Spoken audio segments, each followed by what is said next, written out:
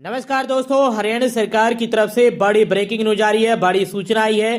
हरियाणा सरकार ने आज 12 नवंबर को 5 बड़ी घोषणाएं कर दी हैं, जिनका सीधा असर आप लोगों पर होने वाला है। हरियाणा के लोगों पर क्या क्या फायदे और क्या क्या नुकसान होने वाले हैं इन 5 बड़ी घोषणाओं के, जान लीजिए। वीडियो को अंत तक जरूर देख लीजिएगा। यदि आप रोजाना हरियाणा सरकार की हर खबर जानना चाहते हैं, हरियाणा सरकार की हर घोषणा, फैसले, नियम, निर्देश, आदेश, योजना, सूचना और निर्णय की जानकारी रोजाना जानने के लिए स्टेट नॉलेज टीवी हिंदी को सब्सक्राइब जरूर कर लीजिएगा। यह सबसे पहली और बड़ी खबर आई है आप सभी के लिए। हरियाणा सरकार ने राज्य में बढ़ती ठंड को ध्यान में रखते हुए स्कूलों के समय में बदलाव कर दिया है। यह नया आदेश 15 नवंबर से पूरे राज्य में लागू हो जाएगा। सरकारी और गैर सरकारी सभी स्कूलों में ये आदेश जारी होगा। स्कूल शिक्षा विभाग ने इसके लिए आधिकारिक नोटिफिकेशन जारी कर दिया है। स्कूल शिक्षा विभाग द्वारा जारी नोटिफिकेशन के अनुसार अब राज्य के सभी सरकारी और निजी स्कूल नई टाइमिंग के साथ संचालित होंगे, ताकि छात्रों को सुबह की ठंड से परेशानी न हो। विभाग ने सभी जिला शिक्षा अधिकारियों को आदेश का कड़ाई से पालन सुनिश्चित करने के निर्देश जारी किए गए हैं। नई जो टाइमिंग रहने वाली है वो जान लीजिए। सिंगल शिफ्ट में जो स्कूल चलते हैं, यानी जिनका स्कूल एक ही शिफ्ट में चलता है, उनका स्कूल सुबह 9:30 बजे से लेकर दोपहर 3:30 बजे तक रहने वाला है।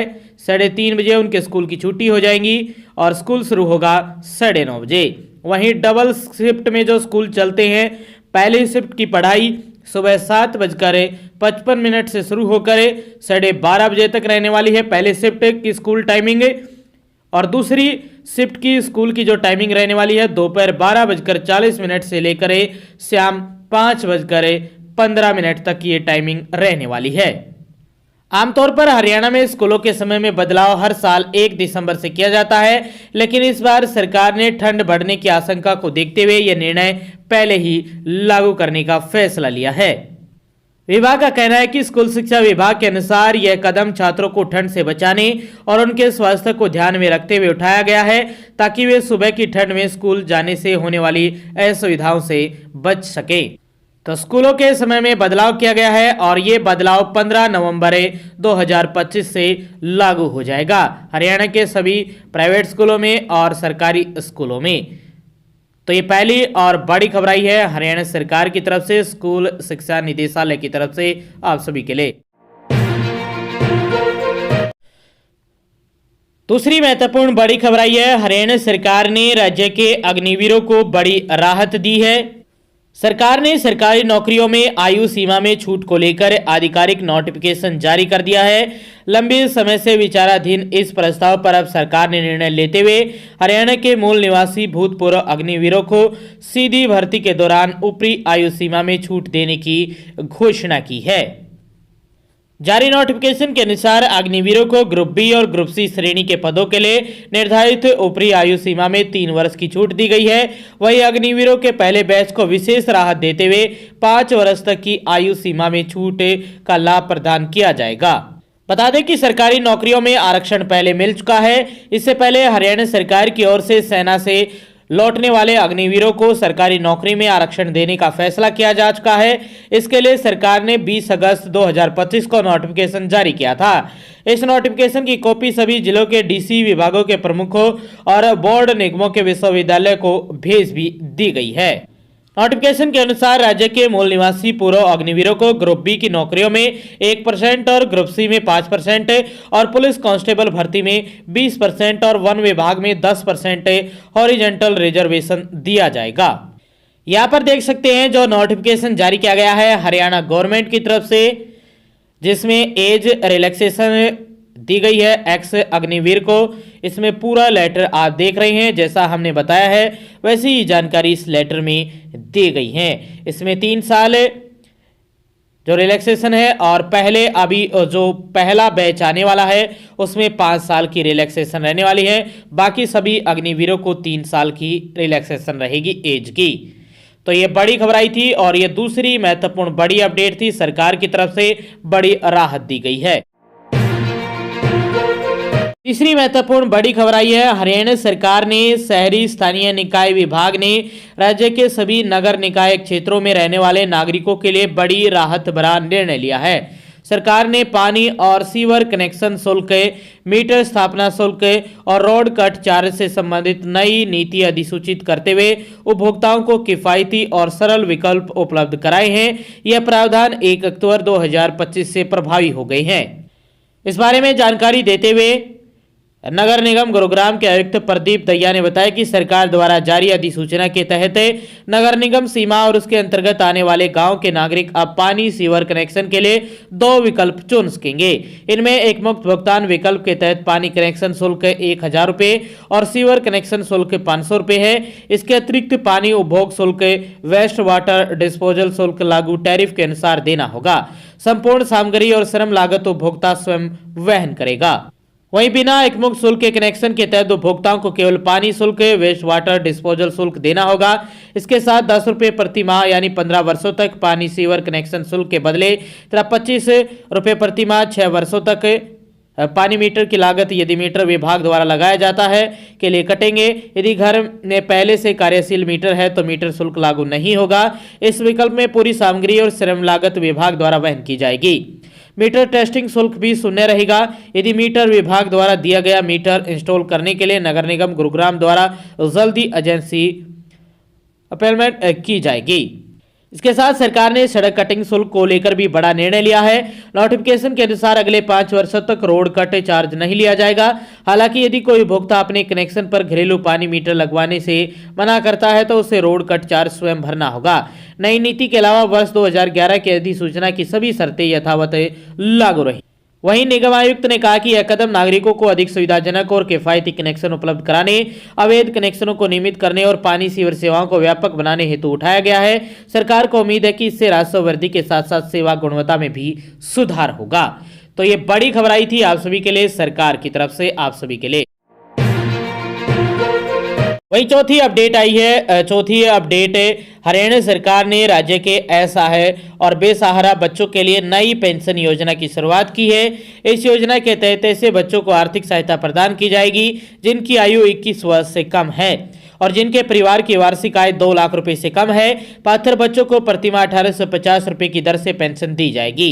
इस योजना का उद्देश्य उन बच्चों की आर्थिक मदद करना है जो किसी कारणवश अपने माता पिता या अभिभावक से वंचित हैं। आवश्यक दस्तावेज। योजना का लाभ उठाने के लिए दस्तावेज आवश्यक है। बेसहारा होने का प्रमाण पत्र बनवा सकते हैं। कॉमन सर्विस सेंटर से बन जाएगा या तहसील से बन जाएगा। जन्म प्रमाण पत्र चाहिएगा। हरियाणा राज्य में कम से कम 5 वर्षों का निवास प्रमाण पत्र यानी रेजिडेंस डोमिसाइल चाहिएगा, जैसे फोटोयुक्त वोटर कार्ड, राशन कार्ड आदि चाहिएगा। इसके साथ साथ फैमिली आईडी यानी परिवार पहचान पत्र भी आपके पास होना चाहिए। आपके पास आधार कार्ड होना चाहिए। आपके पास मोबाइल नंबर भी होना चाहिए। यदि इनमें से कोई दस्तावेज उपलब्ध नहीं है तो आवश्यक है 5 वर्ष से अधिक की रिहायशी का हलफनामा प्रस्तुत कर सकता है। आवेदन की प्रक्रिया क्या रहने वाली है? इच्छुक और पात्र आवेदक केंद्रों पर जाकर आवेदन कर सकते हैं, यानी कॉमन सर्विस सेंटर, अटल सेवा केंद्र और अंत्योदय सरल केंद्र पर जाकर आवेदन किया जा सकता है। आवेदन के समय सभी आवश्यक दस्तावेजों की सेल्फ अटेस्टेड फोटोकॉपी भी जमा करनी होगी और कॉमन सर्विस सेंटर से आपका फॉर्म अप्लाई हो जाएगा, अटल सेवा केंद्र से या अंत्योदय सरल केंद्र से। तो ये चौथी अपडेट आई है आप सभी के लिए सरकार की तरफ से इन असहाय और बेसहारा बच्चों को लेकर सरकार की योजना, इनको आर्थिक सहायता देने को लेकर। और ये चौथी महत्वपूर्ण बड़ी खबर आई थी। यदि आपके आसपास भी ऐसा कोई बच्चा है जो असहाय है, बेसहारा है, तो उसको इस स्कीम के बारे में बताइए ताकि उसकी भी आर्थिक स्थिति ठीक हो सके। पांचवी अपडेट में 3 बड़ी खबरें हैं। पहली खबर आई है 5वीं अपडेट में फैमिली आईडी को लेकर। यह सीधा कॉमन सर्विस सेंटर से आ रही है। अगर आपकी फैमिली आईडी में कोई प्रॉब्लम आ रही है, जैसे कि न्यू फैमिली आईडी क्रिएट करने में, इसके साथ साथ मेंबर ऐड करने में प्रॉब्लम आ रही है आपको, यदि आपका फैमिली मेंबर है या सदस्य है उसको जोड़ना चाहते हैं उसमें प्रॉब्लम आ रही है, ऐड मेंबर में आ रही है, तो इसके साथ साथ रिलेशनशिप चेंज करने में आपको किसी का रिलेशन गलत हो गया है उसमें आपको प्रॉब्लम आ रही है, मदर नेम चेंज करने में किसी की माँ का नाम गलत हो गया है, इसके साथ साथ फादर नेम चेंज करने में कोई प्रॉब्लम है या आपका फादर नेम चेंज हो गया है या गलत हो गया है, या बिजली बिल आपको रिमूव करवाना है, बिजली बिल ज़्यादा चढ़ गया है या किसी और का चढ़ गया है या अन्य व्यक्ति का बिजली बिल आपकी फैमिली आईडी में जुड़ गया है, जो भी आपकी समस्या है वो आप अपने नज़दीकी कॉमन सर्विस सेंटर पर जाकर, सरल केंद्र पर जाकर ठीक करवा सकते हैं। अभी जो भी बहुत सारी जो प्रॉब्लम है वो ठीक हो रही है आसानी से, तो आप जल्दी से जल्दी कॉमन सर्विस सेंटर पर जाइए अपने नज़दीकी, वहाँ सारी की सारी जो भी फैमिली आईडी संबंधित आपकी समस्याएं हैं वो ठीक की जा रही हैं। तो ये 5वीं अपडेट में पहली बड़ी सूचना थी, जिनको फैमिली आईडी में कोई प्रॉब्लम है वो ठीक करवा सकते हैं। 5वीं अपडेट में दूसरी महत्वपूर्ण बड़ी खबर आई है। विद्यालय शिक्षा निदेशालय की तरफ से एक लेटर जारी किया गया है। लेटर किस बारे में है देख लीजिए। इसमें ग्रीष्म अवकाश यानी गर्मियों की जो छुट्टियां हुई थी मई जून 2025 के दौरान कक्षा 1 से लेकर 5 के जो शिक्षक हेतु निपुण हरियाणा के अंतर्गत आयोजित 5 दिवसीय प्रशिक्षण में उपस्थिति के लिए प्रतिपूरक अवकाश प्रदान किए जाने के संबंध में ये आदेश जारी हुआ है। यानी एक प्रशिक्षण आयोजित किया गया था 5 दिवसीय, जिसमें पहली से लेकर 5वीं तक के जो शिक्षक है वो आए थे। उन्होंने उस समय अपनी ड्यूटी लगाई थी, तो अब उनको प्रतिपूरक अवकाश प्रदान किया जाएगा। इसको लेकर ग्रीष्म अवकाश में जो टीचर थे, जो आयोजित हुआ था 5 दिवसीय प्रशिक्षण निपुण हरियाणा के लिए अंतर्गत, तो उसमें जो टीचरों ने ड्यूटी लगाई थी, टीचरों की ड्यूटी लगी थी, उन सभी के लिए ये आदेश है कि उनको इस उपस्थिति के लिए प्रतिपूरक अवकाश प्रदान किया जाए। इसको लेकर आदेश है। इसमें 27/5 से लेकर 30/6 तक 5 दिवसीय प्रशिक्षण कार्यक्रम आयोजित किया गया था इस दौरान। तो ये बड़ी खबर आई है, उनको प्रतिपूरक अवकाश प्रदान किया जाएगा। इसको लेकर ये लेटर जारी किया गया है विभाग की तरफ से इन शिक्षकों के लिए, पहली से लेकर 5वीं तक के। और ये 5वीं अपडेट में दूसरी महत्वपूर्ण बड़ी खबर थी, सूचना थी आप सभी के लिए। 5वीं अपडेट में तीसरी और आखिरी महत्वपूर्ण बड़ी खबर आई है। हरियाणा में बेरोजगारी भत्ते के लिए ऑनलाइन फॉर्म हो रहे हैं अप्लाई। इसके लिए बड़ी खबर आई है। 21 साल से यदि आपकी 35 साल वर्ग के बीच में युवाओं की उम्र है, तो आप सभी बेरोजगारी भत्ते के लिए ऑनलाइन आवेदन कर सकते हैं। 30 नवंबर तक ये जानकारी आई है डिप्रो यमुनानगर डीसी पार्थ गुप्ता की तरफ से। उन्होंने कहा कि 21 से लेकर यदि 35 आयु वर्ग के युवाओं के लिए सुनहरा मौका है, बेरोजगारी भत्ता ऑनलाइन आवेदन कर सकते हैं। फॉर्म निकल चुके हैं। हरियाणा में बेरोजगारी भत्ता आवेदन शुरू हो गए हैं। पात्रता में 3 वर्ष पुराना पंजीकरण अनिवार्य है। तो ये बड़ी खबर आई है, ऑनलाइन आवेदन कर सकते हैं। हरियाणा में बेरोजगारी भत्ते के लिए ऑनलाइन आवेदन शुरू हो गए हैं। तो ये 5वीं अपडेट में तीसरी महत्वपूर्ण बड़ी खबर आई थी यमुनानगर से। आगे भी आप हरियाणा सरकार की हर घोषणा, फैसले, नियम, निर्देश, आदेश, योजना, सूचना और निर्णय की जानकारी रोजाना जानना चाहते हैं तो स्टेट नॉलेज टीवी हिंदी को सब्सक्राइब जरूर कर लीजिएगा। हरियाणा के हर डिपार्टमेंट, विभाग, बोर्ड, कॉर्पोरेशन, निगम की हर लेटेस्ट अपडेट सबसे पहले जानने के लिए। मिलते हैं एक और अच्छी अपडेट के साथ।